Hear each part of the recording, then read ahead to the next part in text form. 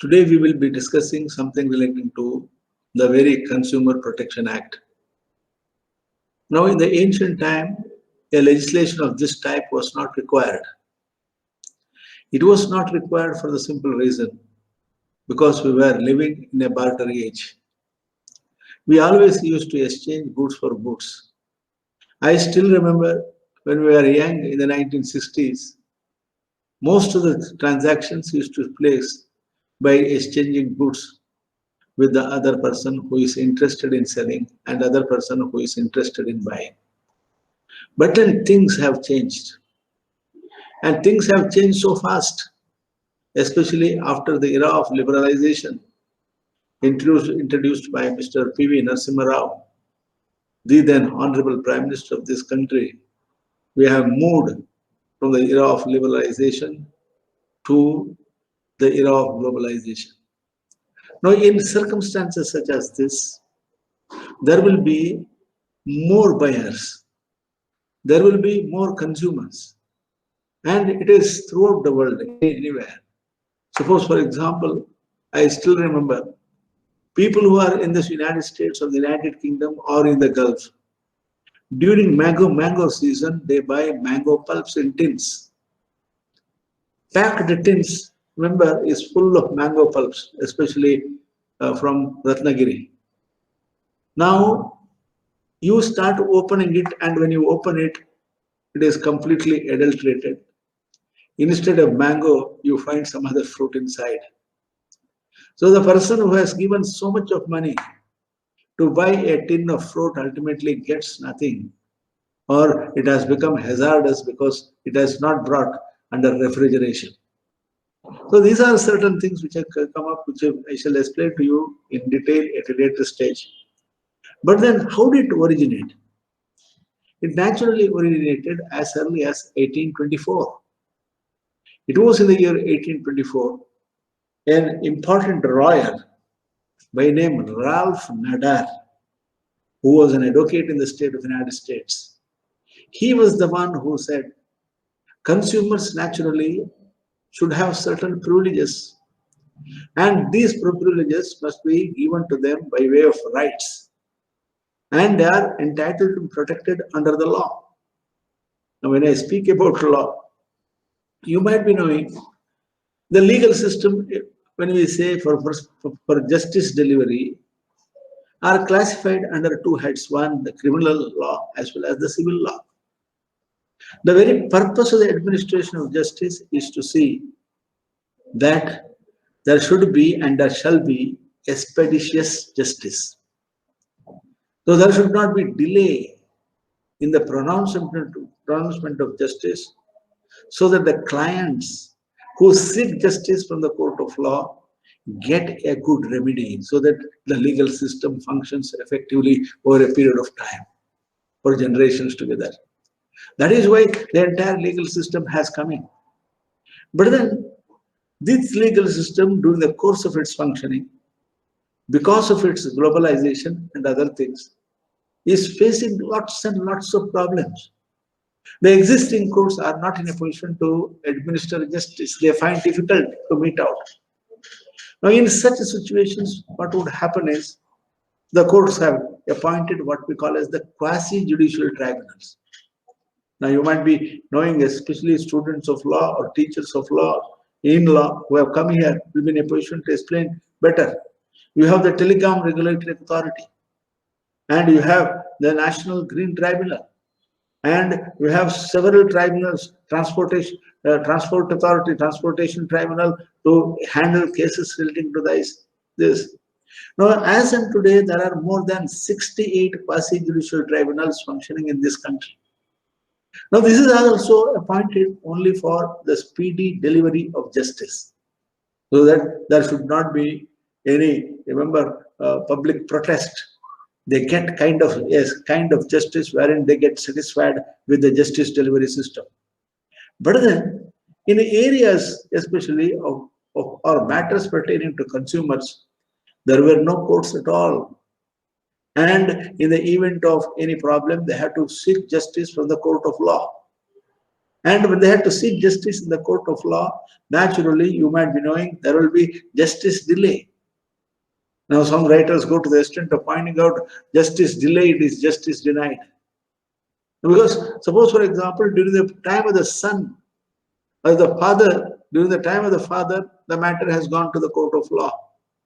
But then the son has come into the picture, the grandson has come into the picture, and during the time of the grandson, there is a justice delivery system, or the justice is being delivered by the court of law. The man who wanted the immovable property is not able to get justice. The man, remember, son is not able to get anything from the ancestral property of the father. Now the grandson is entitled to get, he doesn't even know where the property is situated. So especially in matters like consumers, these type of things should not happen. That is where we find, remember, Lok Adalats. Suppose, for example, the telephone authorities charge you a very high bill, or you suppose you have only one line and one telephone, and you get a bill of 50,000. Some of them might get a heart attack, because from where you can pay 50,000 rupees?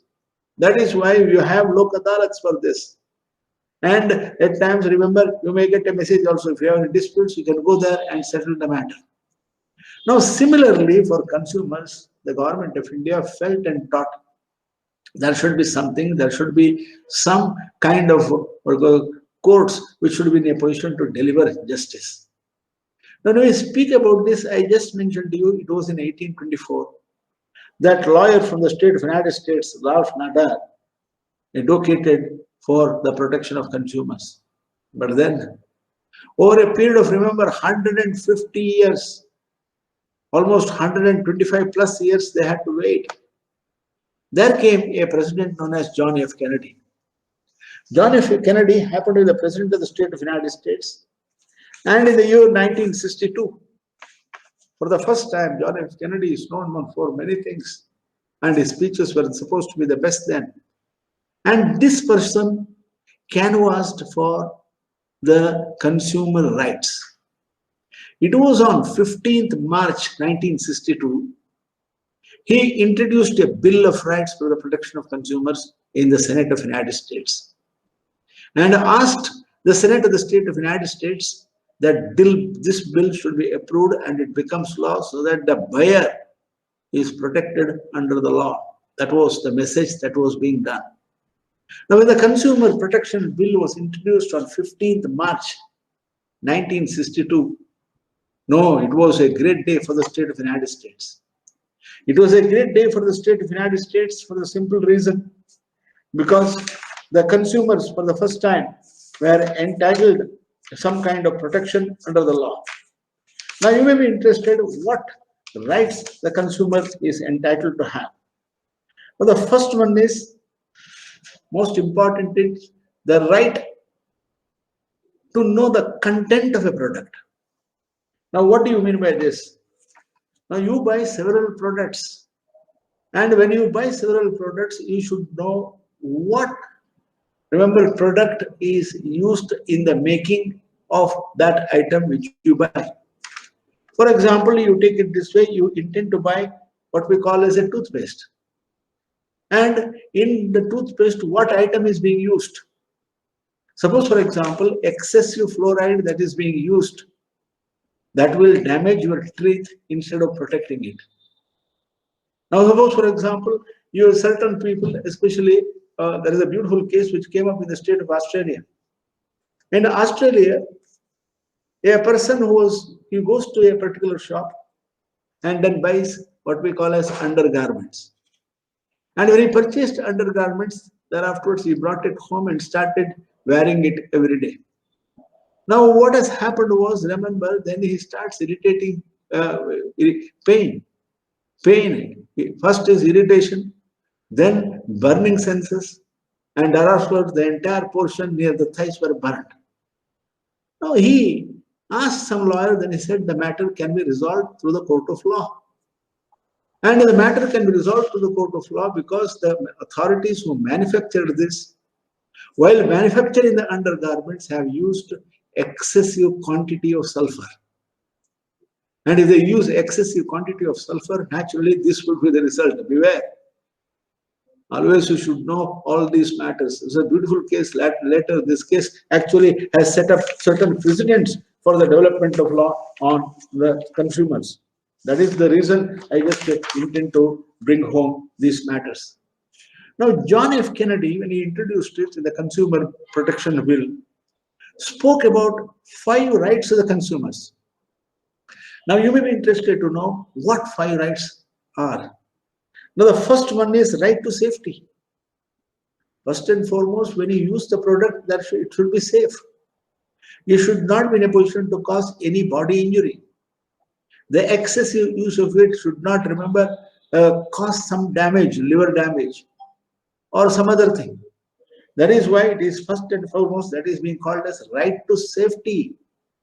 See, every person, if you are the consumer, you should be in a position to know whether to make use of this product is safe or not. If the product is not safe because of the information that is being given, you need not use it, because if you use it, you will be at peril. That is the point. That is why safety. Suppose, for example, there are certain items which are hazardous in nature. Now, I can just tell you, for example, you may be interested to know 2 things which came up recently so that you remember forever. One happened to be Limca. Limca was a soft drink.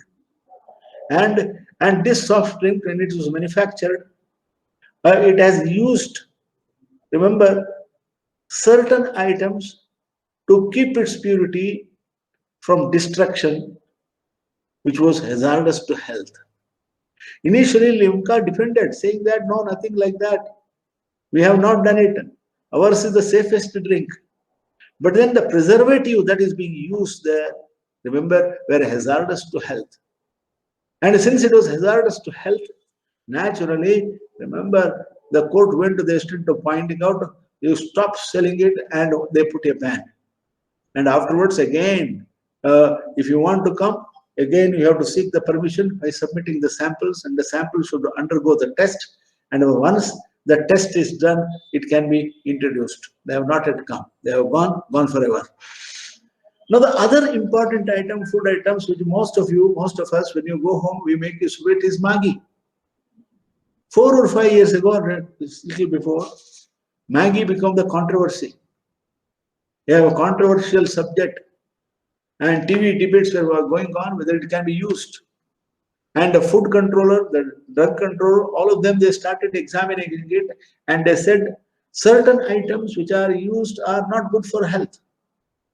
And if these items are going to be used, and if the consumer, if you are the consumer, if you start using it or taking it every day, remember, death is sure. Not at the time which is supposed to come, but then it can come instantly, because the organs may get spoiled. Now, that is why Maggi was stopped completely for almost, remember, 1.5 to 2 years. Thereafterwards, they have slowly and steadily, remember, after getting examined the product through the concerned authorities appointed by the government of India, they were approved, and slowly.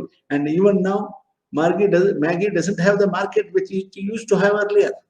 It has come, although it has come back. That is why most important is every person has the right to safety, because you feel that your children remain safe. They should get educated in a proper atmosphere. The things or the item which they use are safe from the health point of view. There should not be any problem which should be caused at a later stage on health matters. Now, this is one important area, one right that is being said. Now, the right to be informed. When I speak about the right to be informed, a consumer, suppose, for example, you are the consumer. A consumer is one who intends to and decides to make use of the product.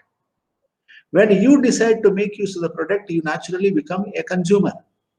Suppose, for example, I shall give an instance. For your kids, you buy apples. At that time, when you buy for your kids at home apples or some other eatable, khajur or anything, naturally both you as well as your child become, remember, consumers under the law. So, for example, you buy 10 packets of Kharjur, and thereafterwards you intend to sell it somewhere, take it to home and sell, give it to somebody. If you are the seller, you are not the consumer. That point we have to remember. So a particular person, when he buys the goods, he should know, he should be informed it is made of what, it is made for what purpose, and what until which date it can be used, when is the date of expiry. Now that is why in every product that is being made use of, you have what we call as the minimum price EMR, and there was the product was manufactured. Now even remember, for example, you make use of the make use of dal. Even when you make, can you hear? Yes, sir. Yes, sir. Even when you make use of dal, when you buy Shivalinga, now when you purchase Shivalinga, remember it is packed. And there they have given the expiry date, when it is going to expire. Now, before that date, you should purchase. Suppose, for example, even in a shaving cream, they say, when is the expiry date? Or even certain other things which women purchase, there is the expiry date. Suppose, for example, after the date of expiry, if you purchase and make use of it, or the seller who puts or changes it and then you make use of it, you'll be able to get symptoms of skin disease. And you should get protected. That is why, to avoid all these things, consumer gets the right to be informed. It is made of what? Made for what? When it is made use of? What exactly are its contents? All these matters should be brought to the knowledge of the consumer. That is the point that I just wanted to bring. Then thereafter, remember the right to choose. See, when you know a particular product, you get the ability to choose which one. I can just tell you, for example, you have now TVs, television sets. And in the television sets, they will look to the ad and the book that is being supplied by them, information book. It is clearly indicated what all the items they have, whether the tube is made of lead. And if it is made of lead, remember there is a minimum jump price of 10 to 15,000 rupees more. Now it is made of what it contains. Then you decide whether the TV which is being made use of, prepared, manufactured by Sony is good, or the other companies which have plenty today, innumerable, and which one to choose, depending upon the pocket which you have, wherein depending upon your financial viability. That is why right to choose. Now, right to choose an important right, because you have to make up your mind, depending upon your economic status, what to purchase, what not to purchase, and for the minimum price, which company gives you the best of service and the best of the product. That is also part of the consumer law. That is how it is being spoken. Now, when we go about these things, the fourth one is right to be heard. Suppose, for example, when you say certain things as a manufacturer, you have the right to be heard. Because suppose, for example, you go to a Sony television shop, or you intend to buy a laptop. And when you go and buy a laptop, remember, if you find certain defects, the other person has to listen to, right, to be heard. It need not be to the concerned company itself. It may be even with the courts. So that matter has to be heard by everybody. That is an important right that is being spoken. Then the other important right that is being spoken is right to redress. Suppose, for example, the seller has cheated you.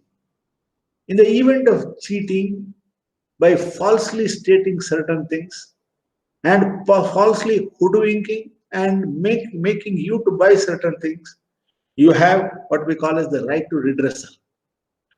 You can go to the court of law, consumer courts, and get, remember, the damages from the court of law. Now, the other important aspect that is the right that is being spoken is sixth one, right to represent. Suppose, for example, in the event of a dispute, you have the right to represent and tell the court of law, this is what it is. And this product is not a product. It is all bogus products. And remember, simply putting the seal of some other company and selling it in the market. Now, for example, many of you may not be knowing, earlier there used to be what we call it the small cassettes. And the small cassettes were made of several Japanese companies. One is Sony, and other one is TTK. Then the third one is Pioneer. All of them are Japanese companies. Now, what our Indians would do is for Sony, SONY, they will put SONI and sell. 90% of the people, when they go and purchase a cassette, they would not come to know that it is SONY or SONI. They don't know because they know Sony product is the best. And similar things used to happen for other items as well. So in situations like this, if you are cheated by somebody, you have the right to go to the court of law and say these are the people who are fraud on the society. And their activities should be stopped once and once for all. That is the very objective of this. Now, I just made a statement. It was Kennedy, John F. Kennedy, who was the one who introduced to the state of the United States the first consumer bill with 6 rights indicated therein. But then the successor of John F. Kennedy happened to be Gerald Ford. Now, Gerald Ford was the second man who introduced the 7th right. And this 7th right is what we call as consumer education. When I speak about consumer education, the consumer rights must be taught by way of education in the rural areas. Now, when I speak about the rural areas, because think of this country. In this country, at least even now, 50% of the women are illiterate. And most of them, they don't know how to make use of the product. Suppose, for example, you go and buy a dead soap or buy a soap which is being made by some other company. And even today, while washing clothes, they go near the riverside, and afterwards with so many saris and other clothes of children, they go and wash in the river waters and come. Now, whether this soap has, remember, excessive quantity of sulfur, and if this excessive quantity of sulfur, if it is being made use of, what is going to happen? They are not aware of. In situations of this type, remember, naturally, consumer education is very much essential for the rural people as well as the urban people. Even urban people are not aware of. Now, suppose, for example, there are several eatable items. Now, take it this way, for your children, and a woman, a poor woman, while going back home, she goes to a shop and buys a chocolate. Having bought the chocolate, she goes home and feeds. But then the chocolate is full of worms. It so happened there was a chocolate factory which was established in Puttur near Mangalore, and it was opened by the President of India. And once there was a big news saying that all the chocolates which are prepared in the factory were hit with the worms and contain worms.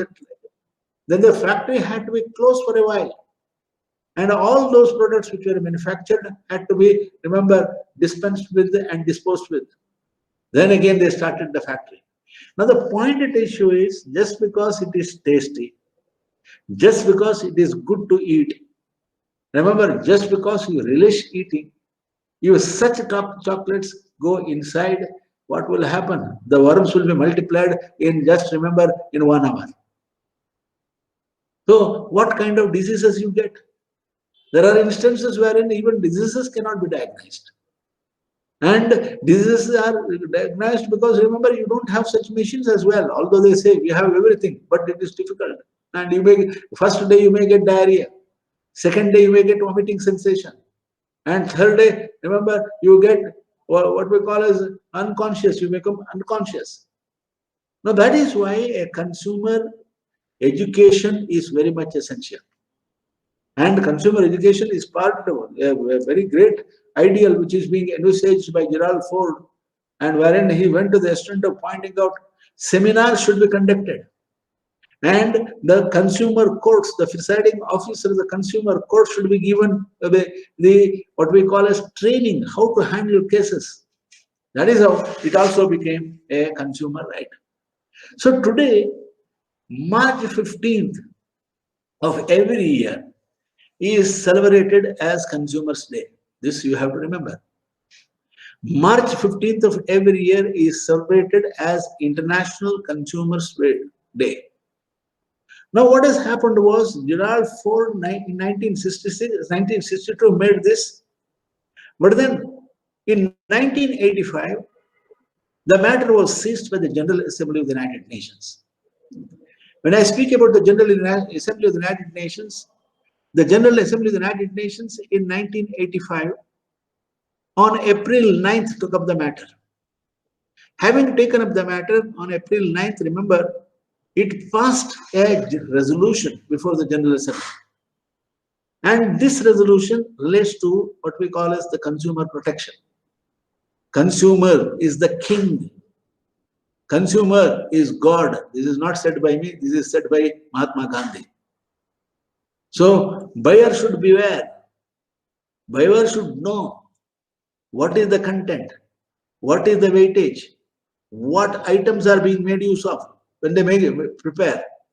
Now, these are certain things which is being said when we speak about consumers. The General Assembly of the United Nations adopted a chart.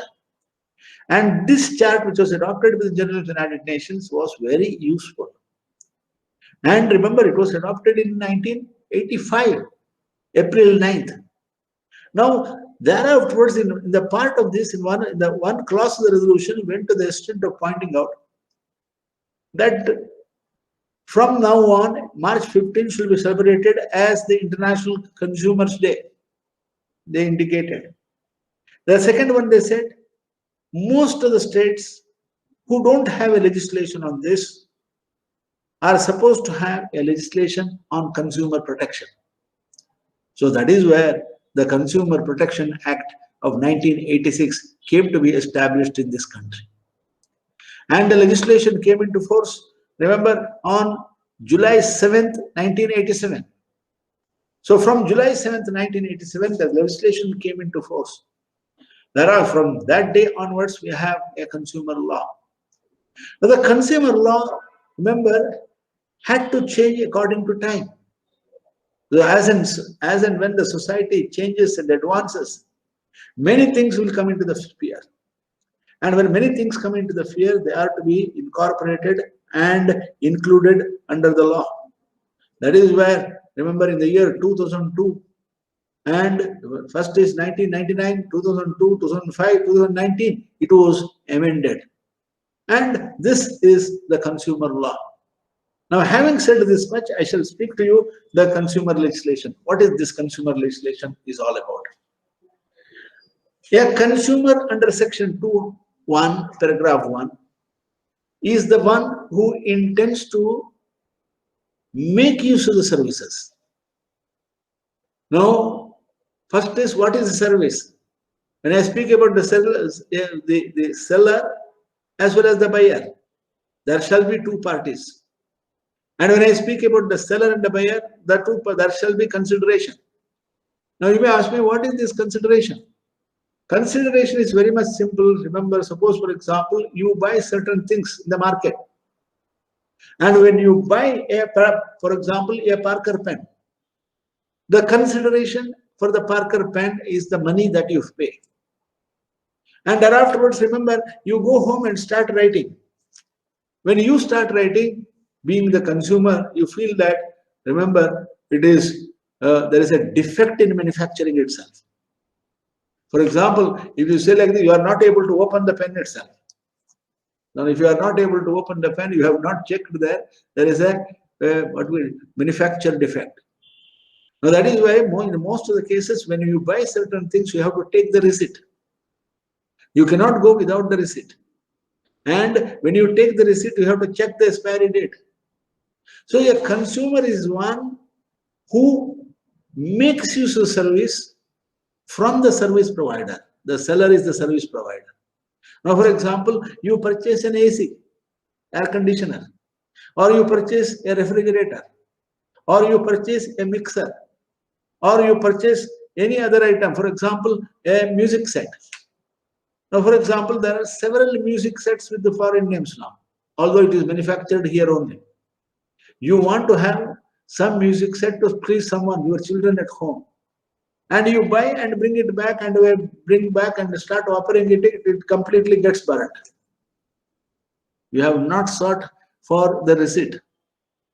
And how can you claim compensation if you don't have any piece of evidence? That is why the receipt is very much essential. Now, 2 or 3 years ago in Bangalore itself, one instance of which was taking place with one brand of mixer. Women go to the market and buy big mixer. And this mixer was compared to other quality products like Philips and others, were very cheap. And remember, they would show in the demonstration that it is the best item which is available. Now you bring home, thereafter you start operating. Now your son or daughter just is by your side, and when you put the switch on, it comes up and remember, hits the face of your son and the eyes destroyed. It is possible. It has happened in instances of this. Now that is where against that product there were lots of complaints. And when there are lots of complaints, remember, the product was withdrawn from the market.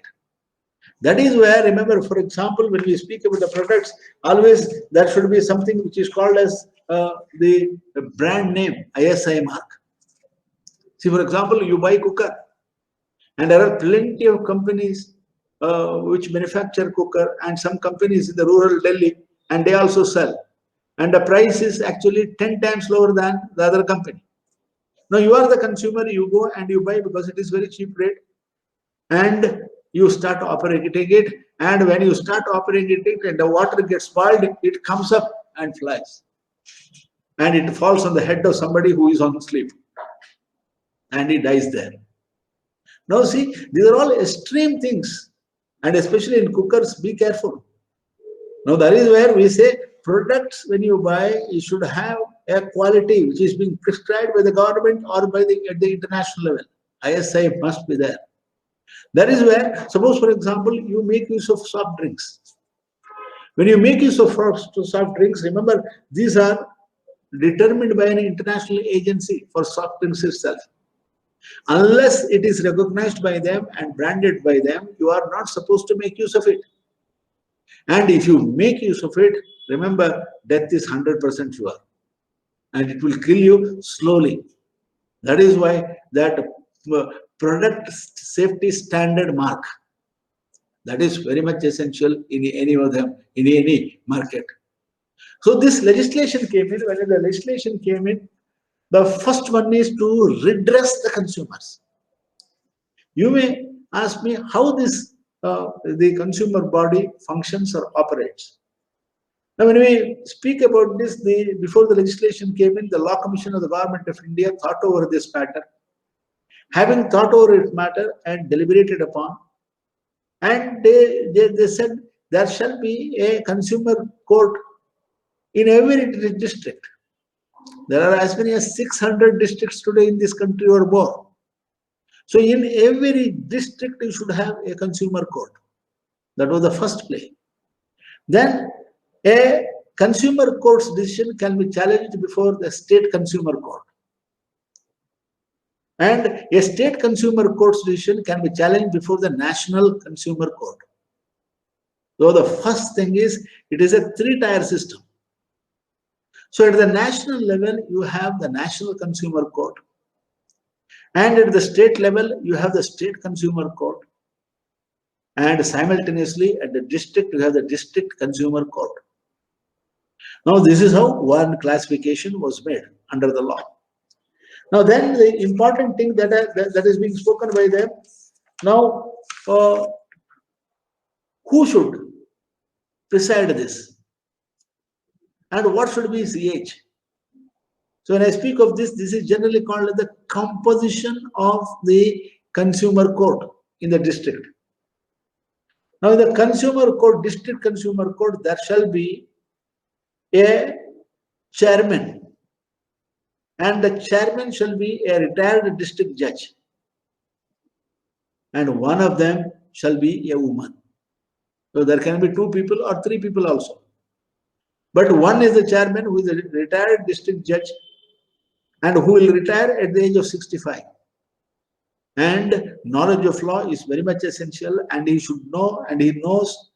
That is why a retired district judge, remember, he is being put there. He retires at the age of 60, now it is 62, and afterwards he becomes the chairman and he can retire at 65. And that shall be a woman, because there were lots of cases which relates to women come before the court of law. And at that time, she should be in a position to examine things properly. She should be in a position to say spade, call a spade a spade. That is why one of them shall be a woman.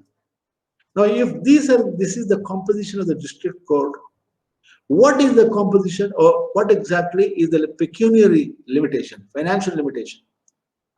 Now, earlier it was, remember, up to 20 lakhs. Now, this is increased to up to 1 crore. When I speak about this, the value of the damaged goods can go up to 1 crore. Suppose, for example, you are the victim. And if you are the victim, now the value of the goods happen to be a 70,000, one air conditioner. And it is completely destroyed, and they have taken you from you 65,000 rupees. And that can be handled by the district consumer court. Now it can be up to, remember, 1 crore, not one, I'm telling you. Suppose, for example, you buy a beautiful car. And when you bought the beautiful car, you have paid 1 crore. Rolls Royce, for example, or other brands. And you pay this much and bring it, and when you come home, remember, there will be an oil leakage in the new car. What do you do? So these matters can come up to the value of 1 crore before the district forum, before the district forum itself. Now, when I speak of 1 crore, that is the maximum value of the property which is in question, the item. Now, it may be a TV, or it may be a refrigerator, or it may be some other thing, important thing, or it may be a Rolex watch. Anything is possible. So you can go before that, washing machine, all of them, any item, its value must be not more than 1 crore is the explanation that is being given. Now you may be interested to know what exactly is the duration. Duration means what? Now the case should be disposed within what time? Now when I speak of this, the duration that is being given is, now suppose, for example, from the date of notice that is being given, the court has to decide within a span of 3 months. So 90 days is the limit. Now the consumer court has given you notice today, and you get the notice 2 days later. That is the starting point, the notice when it was given. And from that days, within 90 days, the case has to be redressed and resolved. Suppose, for example, in certain cases, there needs to be a lab test. And in the event of a lab test is for some certain things is very much essential. So in the event of a lab test, remember, suppose, for example, certain food items which are used in the manufacturing state. Suppose, for example, you have several sambar powders now, and some people detect that this sambar powder has at least 1% of what we call as sand inside. And instead of the food, if the sand goes inside to what we call as your stomach, what is going to happen, you know best. You first is you will get what is stomach pain, then the other pains, and leading to the inoperation of the organs. That is the reason the time that is being given, because here it has to be tested by the lab. Matter has to be sent there. It may be any item, even maybe related to a cake. Now you intend to celebrate somebody's birthday, and the cake is being given to you, and the cake which you eat is full of hazardous substances, which is possible. It has happened also. So that has to be examined, which substance is made of. Is it poisonous? Is it deadly? What would be its repercussion? Now, in the event the matter is referred to what we call as the lab, another 60 days more can be taken. That means, remember, 90 days, within 5 months, the matter should be resolved. All the cases. That is the point which I said. So the jurisdiction, when we speak about, the amount is up to 1 crore. and the aggrieved party can go before the court of law. Now you may ask, who can go before the consumer court? And for what reason he can go before the consumer court? Any aggrieved party, or in the event of the death of the aggrieved party, his legal representatives, they can go before the consumer court. Suppose, for example, now a child has taken and passed away, and you become the child's representative, and you can represent him as well as yourself before the consumer court. Then the item for which items you go before the court. One item happened to be for the replacement of the goods. Get the point? Replacement of the goods. Most of the people in India go for the replacement of the goods. Whereas in the state of the United States, not only replacement, but remember, restoration or removal of difficulties, of the defects. Removal of defects is also one of the reasons that is being given. Now the fourth one, for purpose of awarding compensation, getting compensation. So when you go there and argue the case, you should get a compensation. I can just tell you my story of the long back. Remember, there was an advertisement in all the newspapers relating to the coming into force on the roads of Vespa scooters. This was somewhere in 1982. In 1982, there was a huge advertisement in Times of India, Indian Express, and all the local dailies. Vespa scooter is coming, and it's the manufacturing unit is situated in Lucknow, and another in Kanpur. Now, when it came, many people, remember, the booking is open, and at that time 1,000 rupees is the booking rate. And many people, including me, we booked the vehicle. Now, what has happened was, remember, we booked a vehicle, many people got the vehicle, and many people started riding on it, and it was a very good vehicle when it came. But then, up to almost 7 or 8 years, neither I received the refund amount, nor I wanted to buy the vehicle, because I was in some other place. I was in Delhi. Then I was in Bahrain, working as advisor. So I didn't want to have the scooter. So when I was in Delhi, I wrote a letter to them, since I am not interested in your vehicle, please return the money which I have paid to you by receipt number so and so on such and such a date with a bank draft of this bank. Remember, for a period of 2 years, they did not reply. Then after the completion of 2 years, I wrote another letter. In spite of the letter which is being written to you, which was sent by registered post, you have not replied my letter. I make an earnest request to make payment of the money as I am in need of the money. Then I get a one-line letter saying that your request which was sent is under consideration. Remember, for 1 year there was no reply. Thereafterwards, remember, I came back from Delhi, and for some time I was here. Then casually, while talking to a student of mine, I just told him this is the thing. Then he told me, sir, nothing to worry, you give that receipt, payment receipt, and your home address. And he wrote a letter, and as per the law, it is 3 months' time. Remember, within 15 days, they gave me the amount with the interest, accrued interest. So this is my experience as a consumer. Now, these are the things which ordinarily comes when you don't want a vehicle. Naturally, you go to the forum and file an application through your lawyer, and they will send, and if it is not done, we will going to initiate action and it will be publicized. They will say they are more worried about it. So the first part of the story is establishing of the consumer courts. And I just told you the jurisdiction of the district consumer court. Now we go to the state consumer court. What is the state consumer court? Now, when I speak about the state consumer court is presided by a retired high court judge. When I speak about the retired high court judge, naturally, high court judge after serving there, he would retire.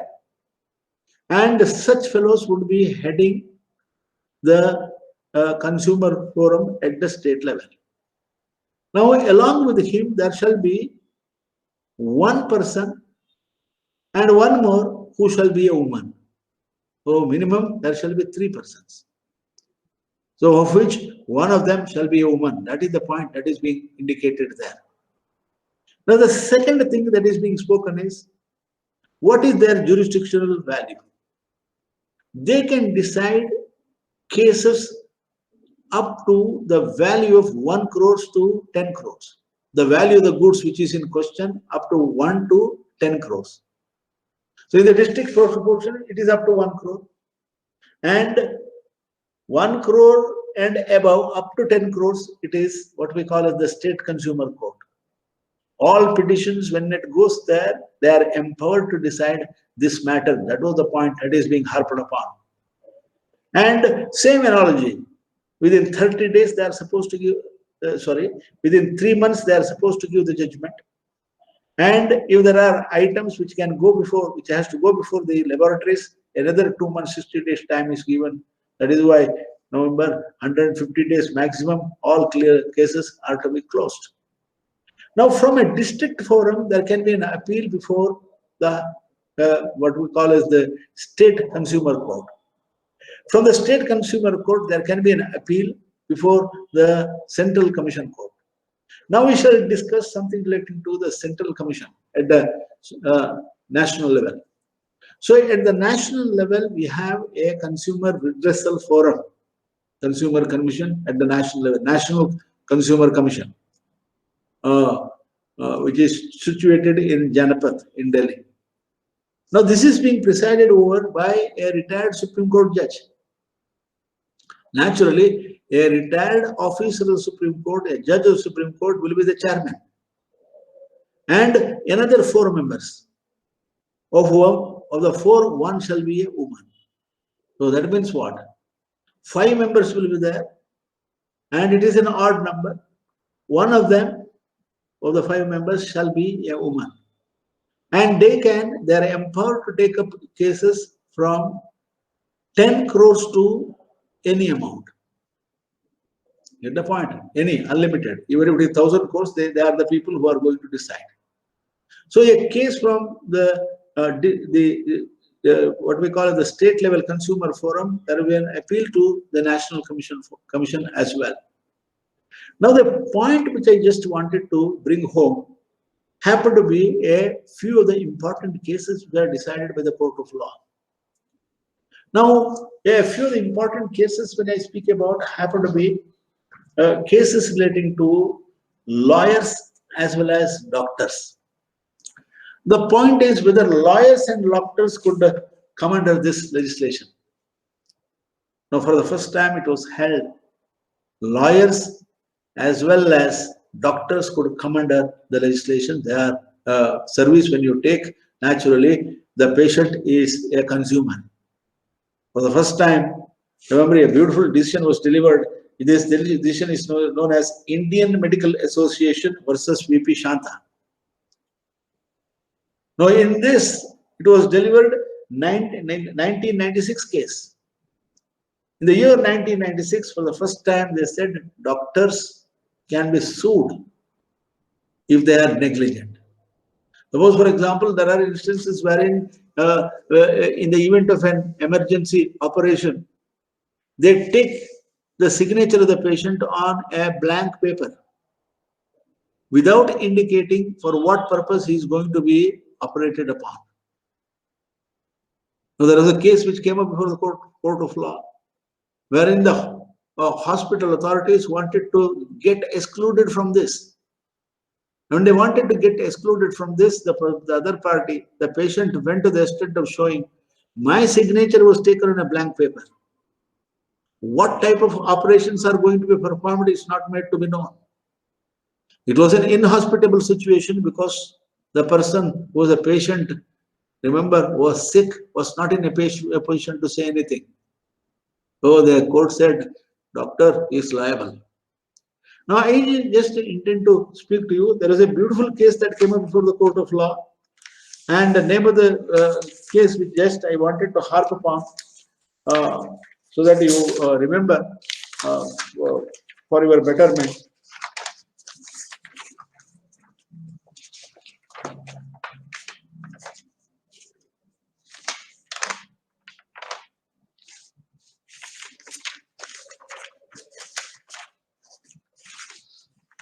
I shall tell you the name of the case a little later. Now, in this case, what has happened was, for the first time, the Supreme Court, in one of the cases, pointed out even the services which are rendered by private institutions come under the Consumer Protection Act. Very much, most of you should know. Services rendered by a private institution come under the Consumer Act, Consumers Protection Act of 1986. Now, this is a landmark decision. Most of it, remember, that was a D-Day for everybody. Now, otherwise, what would happen is most of the private institutions would exclude themselves. So, suppose, for example, you misleading advertisements which come in. Educational institutions would give you, remember, advertisements in such a way that their educational institution is the best under the sun. And if you go there, remember, you don't have any seats also to sit. You are made to sit in chairs which are meant only for kindergarten schools. Wherein, remember, the concerned chair will not be in a position to accommodate you. That is the inhospitable situation. Now, teachers, when we speak, teachers are not there. One principal is a principal for 6 colleges. And his name is shown. Now, in circumstances like this, because of the advertisements, people will be carried away by the advertisements. And when you see the advertisement, naturally, remember, you get, oh, my son should go there. No, it is better than Harvard. No, you remember, when he goes there, he doesn't go to Harvard, he goes to a hardware shop. His skin becomes thicker. These are instances wherein, remember, the consumer court is empowered to intervene, because always misleading advertisements are to be cross-checked. Now, thereafter, remember, many things can take place in private institutions. That is the reason for including, that is, private institutions, when they do it, they also have to do it and carry on with the risk of getting caught. Now, Indian Medical Association versus Shanta happened to the first case that came up in 1996. I just intend to bring home 2 other cases as well. One happened to be Kunal Saha versus Amri. Kunal Saha versus Amri. Amri is Advanced Medical Research Institute. The Advanced Medical Research Institute is situated in Calcutta in the Salt Lake City. I was working there in the National Law School, Calcutta. It is, Amri is just by his side, National Law School. So in the Advanced Medical Research Institute, Amri, remember, an NRI patient, non-residential Indians, or we can say non-required Indians also. Now, the non-residential Indian, remember, admits his wife because she had some respiratory problem. When she had some respiratory problem, she got admitted herself. And on admission, remember, instead of getting cured, the disease, remember, increases. And they were not in a position to solve, but then the doctor suggests Beach Candy Hospital in Mumbai. So from Calcutta, Amri, Advanced Medical Research Institute, the candidate, the wife of the NRI, that is Kunal Saha, was shifted to Mumbai. When he was shifted to Mumbai, remember, he was admitted there. And thereafter, they are also not in a position to say, because you have, they went to the extent of finding out you have brought the patient too late. So the chances of survival are nil, and in 2 days she passed away. On her death, remember, Kunal Saha files a suit before the Consumer Court in Calcutta. And Consumer Court in Calcutta, they said their doctors did not do any mistake. Then he files an application before the National Consumer Court. And in the National Consumer Court, remember, these are all matters which took place between 1998 to 2012. In the National Consumer Court, the concerned presiding officer as well as team decide that there is no evidence to indicate, there is no evidence to show that the concerned doctors were negligent while performing the operation or prescribing the medicine. Since there were no negligence, you can't make them liable. Now, at that time, Kunal Shah seeks the protection of the Supreme Court of India, files an application for purpose of compensation. And when he filed an application before the Supreme Court of India for a purpose of compensation, the Supreme Court simply directed the National Commission of Human Rights to determine the quantum of compensation. So from the Supreme Court, naturally it comes back to the National Commission of Human Rights to determine the quantum of compensation. Remember, this person, Kunal Shah, being an NRI and a permanent resident of some foreign country, demanded 78 crores of compensation for the death of his wife from the Consumer Court. Now the Consumer Court, having heard, went to the extent of finding out the concerned person is entitled to get about 1.68 crore compensation only. So 1.68 compensation, that's it, nothing beyond. So this decision of the National Consumer Court was challenged before the Supreme Court of India. And when it was challenged before the Supreme Court of India, he asked, this money is nothing for me, and I should be given 68 crores. The court, having examined the petition, having heard the case, went to the extent of giving him 5.6 or 7 crores of compensation. This judgment was of 2012. This is the first case wherein for doctors liability was established, and remember, the concerned doctor was asked to pay. The hospital as well as the doctors were made to pay 5.6 crores of rupees to the concerned patient. So that means what? The Supreme Court of India, as early as 2012, has gone that far in awarding a consumer, while it took the services of doctors in a hospital, to pay damages to the tune of 5.5 crores of rupees. See, this is a landmark case. Nobody tells this because these are cases which you should know how it is being decided. Now, another case happened to be, there was another hospital which is known as the Nizam Institute of Hyderabad, which is a government hospital. Even in the government hospital, Hyderabad also, there was lots of, remember, cases which go before the Consumer Court. When it went to the Consumer Court, the courts, National Consumer Court, went to the extent of awarding 1 crore compensation. Get the point? Not, remember, only 5 rupees or 6 rupees, 6,000 rupees. 1 crore, to the tune of 1 crore compensation was awarded. Now the purpose of telling this is, remember, everyone, when he is a service provider, he should be careful. He should be careful for the simple reason, because the service which he provides to the citizens of this country or of any country is of a very consequential nature. If it damages their health, damages their body parts, damages or kills them in the event of an accident in a vehicle given by a car manufacturing company, all are answerable under the law.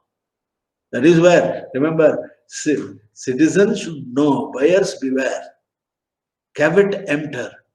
That is where these are the things that is being spoken. Now, I just wanted to tell you, speak to you, under Section 34, 1 of the Consumer Protection Act. Hold on, 1 minute.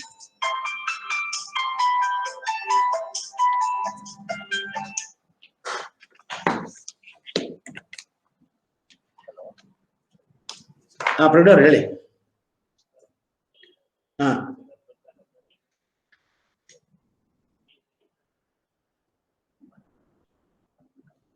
ಹೌದು,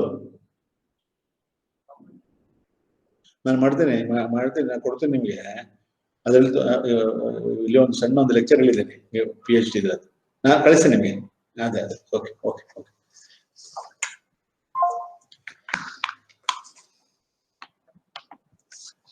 See, under Section 34(1), Clause 1 of the Consumer Protection Act of 1986, the value of the district court is fixed up to 1 crore. This is a fundamental point. That is why I wanted to speak to you the section itself. Similarly, under Section 47(1), of the Consumer Protection Act of 1986, the value of the state consumer court is up to 1 crore and above. And simultaneously, under Section 58(1), remember, the value of the National Consumer Court is 10 crores and above. So these are the restrictions that is being put and given to you under the legislation for the Consumer Protection Act. Now, when I speak about the other important development that is being spoken under the Consumer Protection Act is, see, when you involve others in the purchase of goods, naturally you should be extra careful, because liability, it is very difficult to be fixed. Lot of things have been spoken about this. For example, rural buyers. When I speak about rural buyers, in the rural area, you have lots of people who are totally ignorant of many things. And today, although you speak about rural people are also much better than the urban people. But in a few states, remember, rural people are rural. Background is very poor. In circumstances such as this, what is important is, first is giving them education. Now, when I speak about education, education is not only to the consumers, education to the officials as well. Now, the Consumer Act, when it came into established, it provided and requested for the establishment of a fund. Now, fund is for what? The fund is to disseminate the information on consumer protection. Dissemination of information simply means, remember, whatever information you have collected from in this country, or from the United Nations, or from regional organizations, or from states, had to be given to what we call as these people who are in the villages. No, it has to be, this is called, that is why every year there will be a consumer awareness program. Buyer beware. You should know what you are not supposed to do. Now, I can give you, these are very much essential for the simple reason, I can, two instances I shall speak to you. One instance happened to be an instance where a multinational company, food, what we call as pharmaceutical company, Hooker Plastic Manufacturing Corporation. Now, it was actually a pharmaceutical manufacturing company. What it had done was, it had bought certain lands near the Niagara Falls. Having purchased certain lands from Niagara Falls, remember, it had started dumping medical waste there. It had started dumping chemical waste there. Remember, between 1943 to 1953, for 10 years, it had almost dumped 21,000 tons of waste. And all of them are chemical waste and medical waste. Now, in 1953, what had happened was, the mayor near the Niagara Falls went to the extent of making a request. Now, you give back the, sell the property to us, and we intend to have a public school there.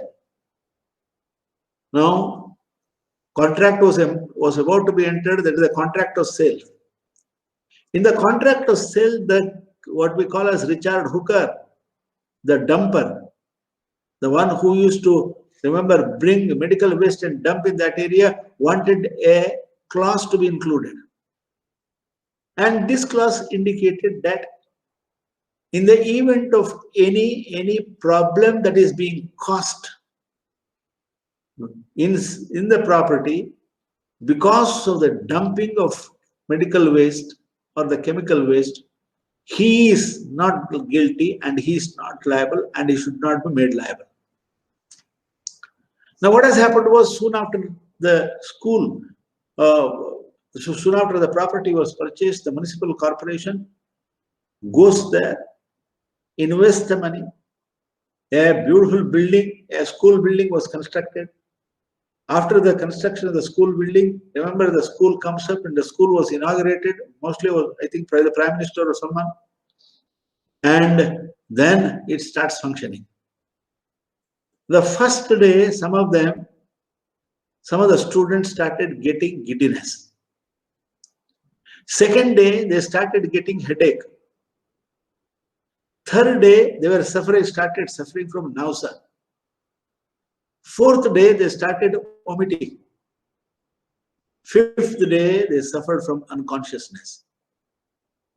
There were as many as 600 students. Of the 600 students, God did not leave anybody, and they started getting all these things. Then immediately, the government of the United States ordered an inquiry. And when inquiry was ordered, the report in the first place said 600 people and the teachers who are residing there are living on a dump site, which was dumped by Richard Hooker, a chemical manufacturing company. Now, what is going to happen? Where is the right to information?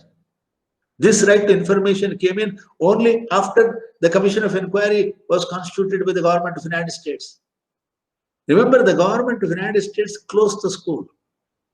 Thereafter, it wanted to clean up the area. In order to clean up the area, it spent $100 million. This is in 1955. $100 million today means it will be about $100 billion today, the value. This is what has happened in one important case. Now, another important case which I just intend to tell you happened to be Gautamwala. In the Latin American country of Gautamwala, 1 year there was almost reduction of crop of bananas.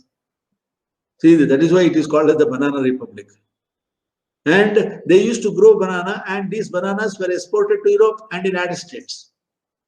In 1 year, during the seasonal cuttings, there was no bananas at all, no banana crop. Now, immediately, because they started investigating it and they came to the conclusion it is because of certain pests, P-E-S-T-S, pests, banana crops were destroyed. Now, what they do is, through their foreign minister, they go to United States. And thereafter, they meet a pest manufacturing chemical company. And they give an order.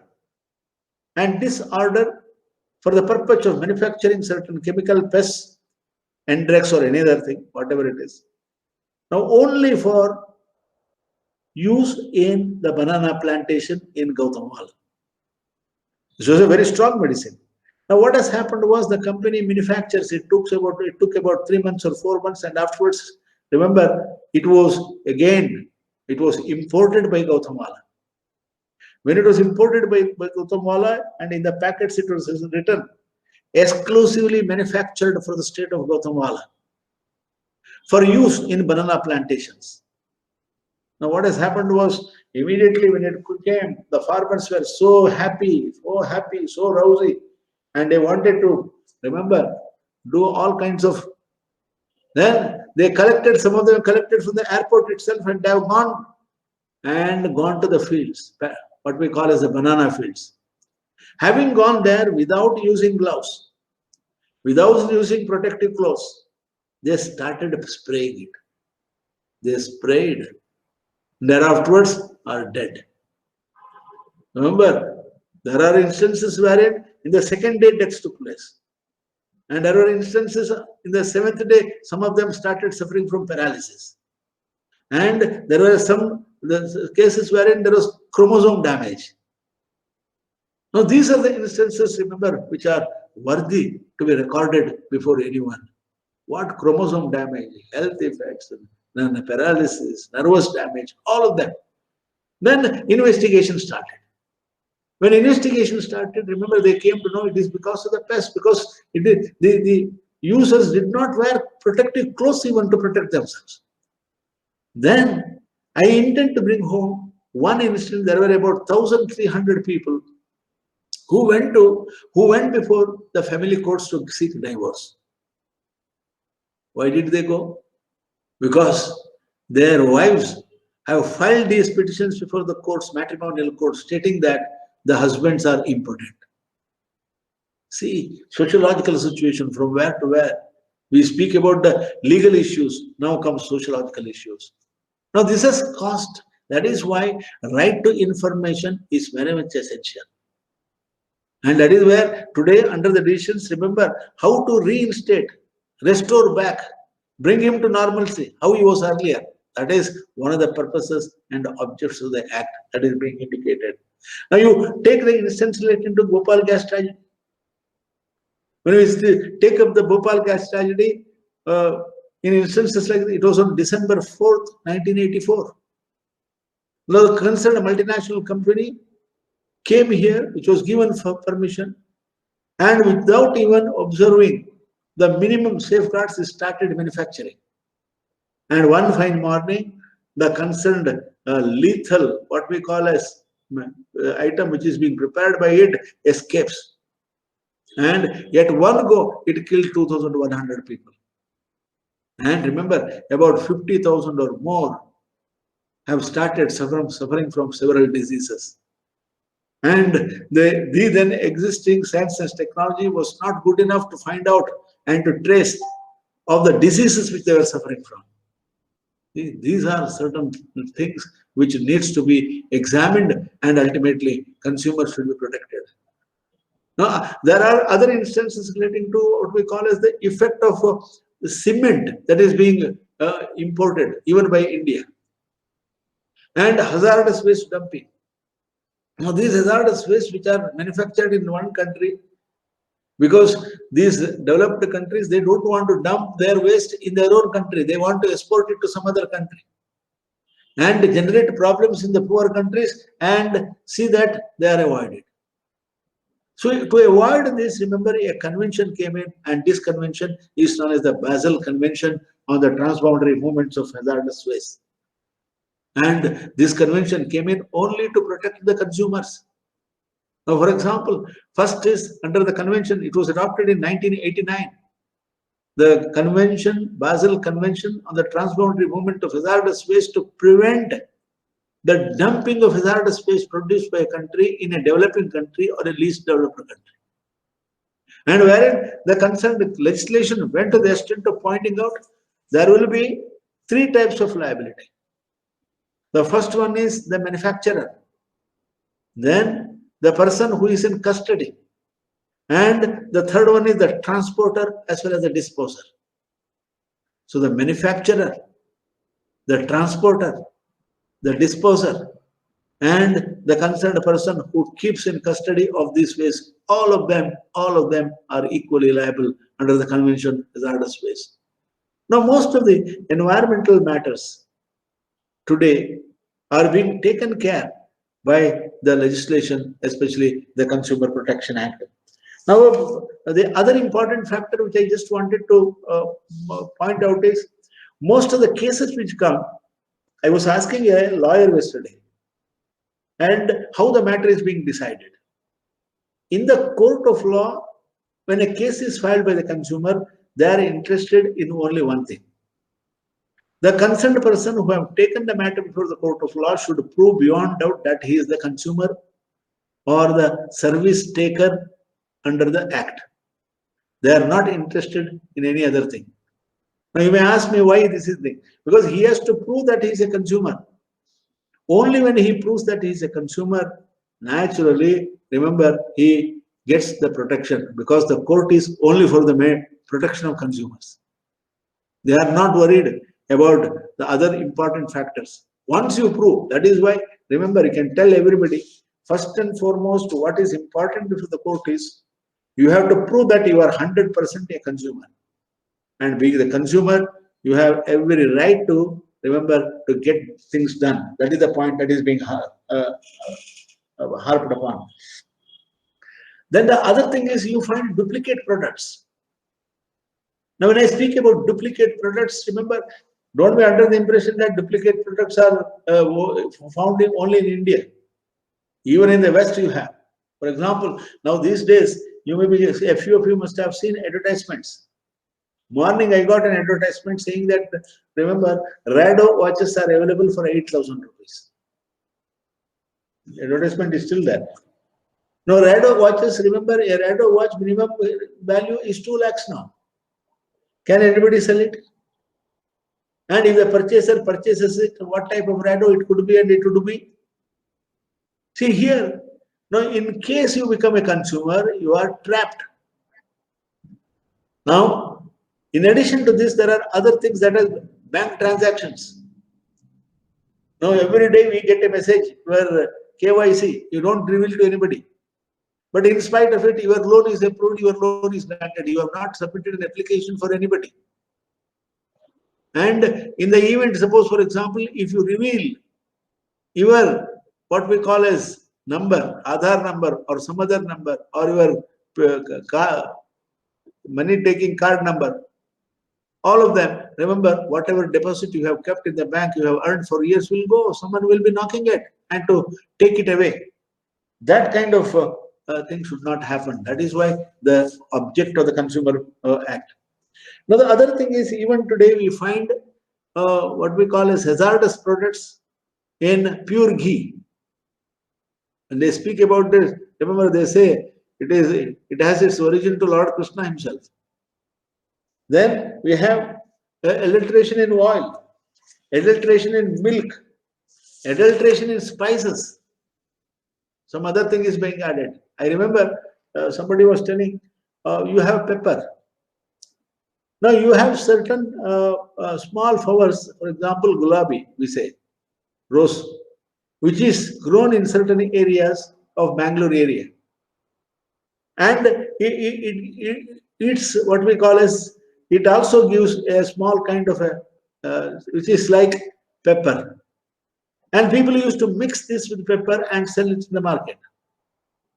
You are using for pepper to a durable life.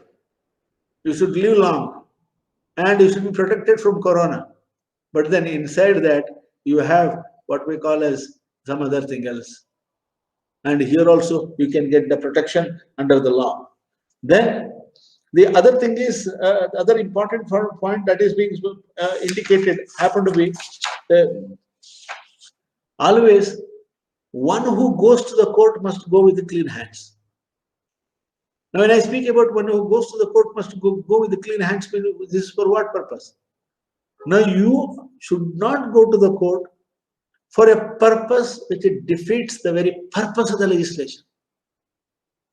Any item which you do and go before the court of law should protect the legislation and should protect the consumers wherever it could be. These are certain things that is being spoken, and I wanted to tell you one or two cases relating to Consumer Protection Act. I think I'll get now.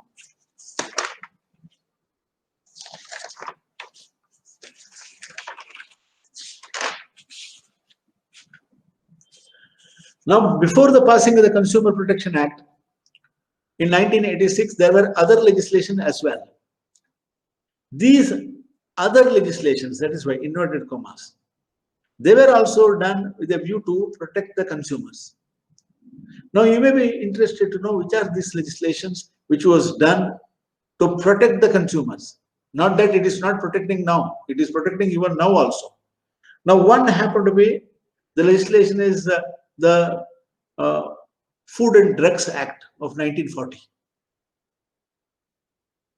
Then the second one happened to be the Drug Control Act of 1950. Now you may ask me, what is this Drugs Control Act of 1950?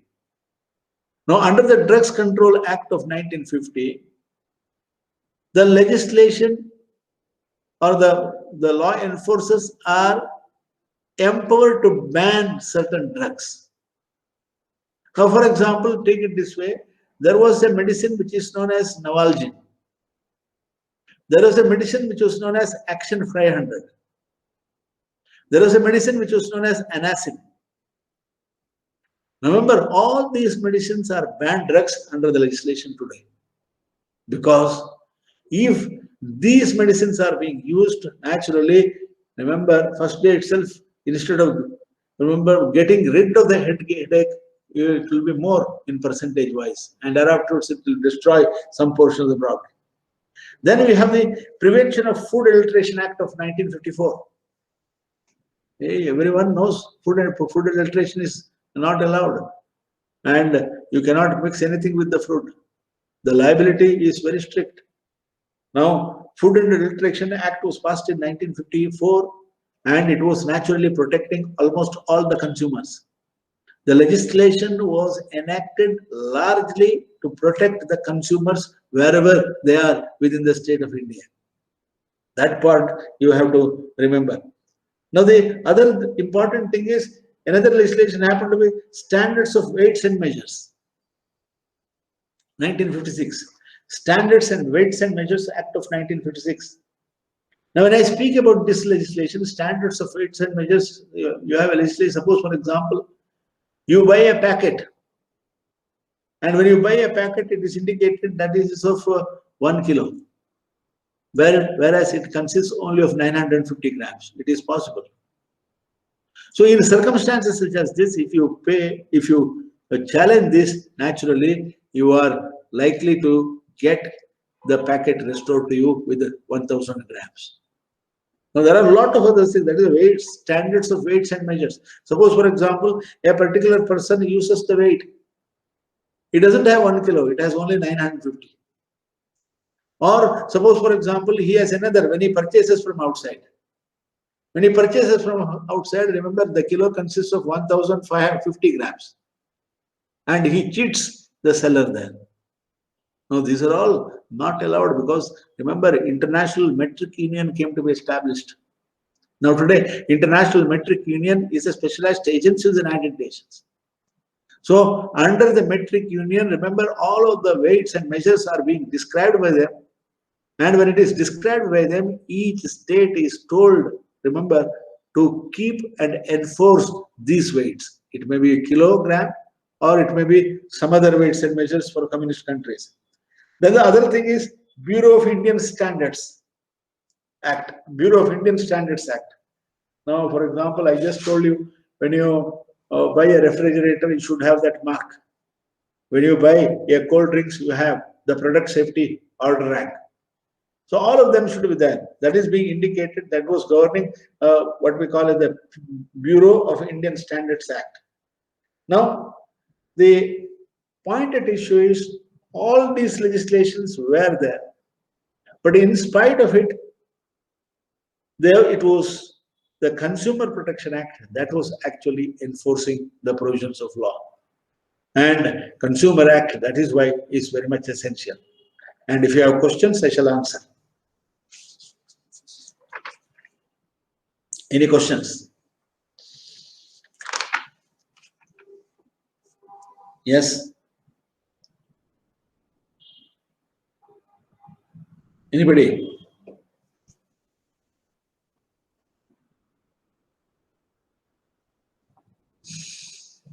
Anyone? No questions? Sir. Yeah. I have a question regarding the Sale of Goods Act. Yeah.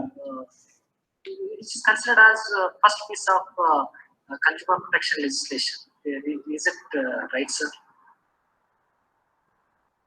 When it was enacted? Sir, 1923, if I'm not wrong. Yeah, naturally. 1930.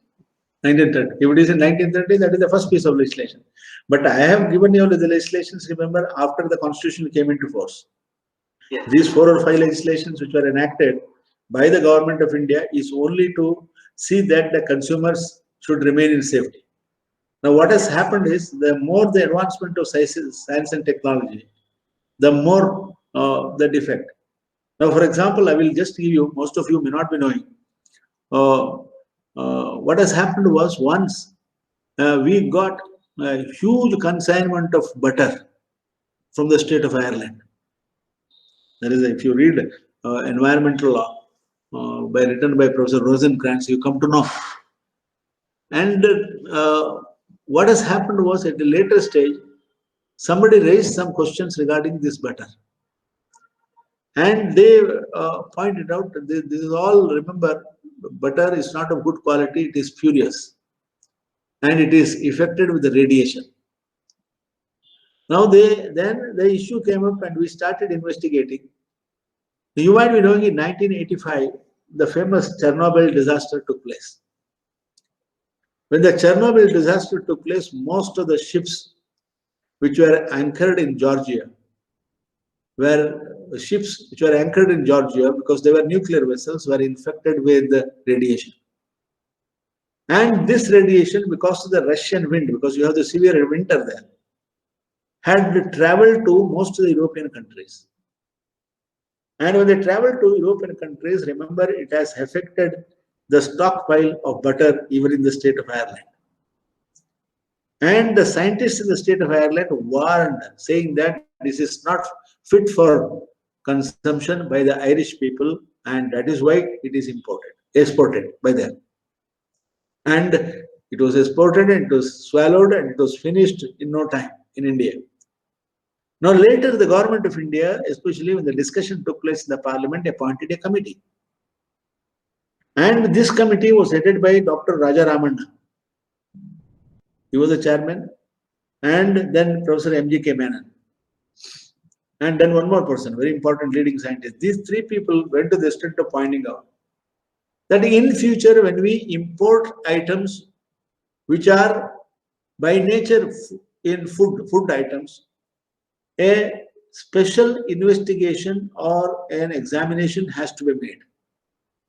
And a special investigation relating to the quality of the food which is being, remember, given by a developed country or a developing country.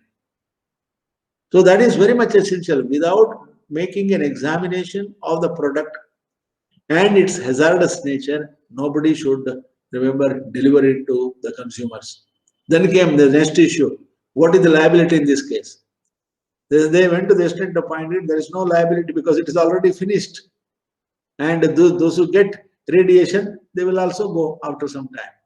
This is the kind of thing that came in. That is the reason I just wanted to speak to you. Now, I remember one point. When we speak about the removal of defects under the consumer law, you may be interested to know. Removal of defects from the goods. That is the remedy, first remedy. The second one is replacement of the defective goods. It has to be removed from the market itself. It cannot be in the market. There are several instances, as I just told you, Limca, removed, placed from the market. And other one, that also was removed. And then refund of the price paid. The price which is being paid to it has to be refunded. Then award of compensation for loss of injury suffered. Loss of expectation of life. If, for example, those who have studied law of torts will be in a position to understand better. Now, for the first time under the law of torts, the concept of liability was fixed for the loss of expectation of life.